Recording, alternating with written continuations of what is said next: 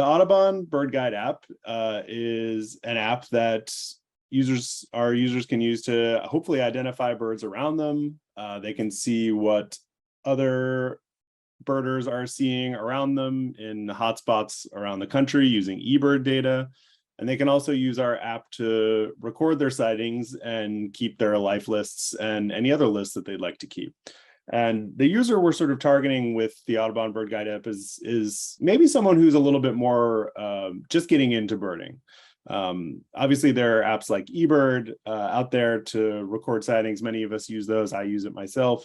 But it can be kind of an intimidating experience if you're just getting started. So we hope that the Audubon Bird Guide app is something that is a little bit more accessible to folks just getting into birding.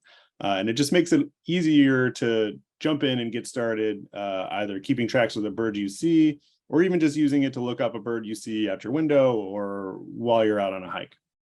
Usually our app is getting its peak usage around springtime. So every year we see the most users coming in that sort of April through June period. And it makes sense. Winter is over, people are getting outside, doing the outdoor activities maybe they weren't doing as much over the winter. And of course, spring migration is happening. So it's a great excuse to get outside and use the app to identify birds you're seeing coming through on migration or while you're taking a hike or going out birding. And of course, every year spring is our peak usage time. But in 2020, we saw numbers that were higher than we had ever seen before.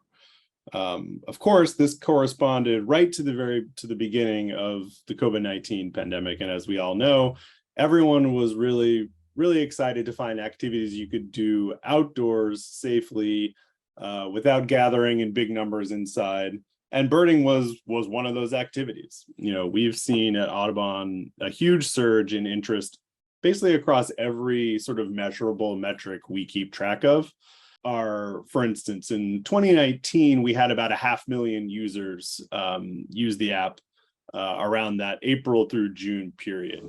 And then in 2020, we saw that go up to 700,000. So basically almost a 50% increase year over year, which is really, really large. And then what's interesting in 2021, it stayed. So we had about 700,000 users in 2020. In 2021, we had 705,000. So even as the world sort of started to change by spring 2020, the world felt a lot different. But something really encouraging we saw was that a lot of those folks that came in and got into birding in the spring of 2020, they stuck around. So we've managed to introduce a lot of new folks to birding during this period because I think it's something that they've added to their lives. They've figured out that they'd enjoyed. And while it may not be the only thing they can do to socialize now, it's absolutely something that's still a part of their life. So that's been really encouraging.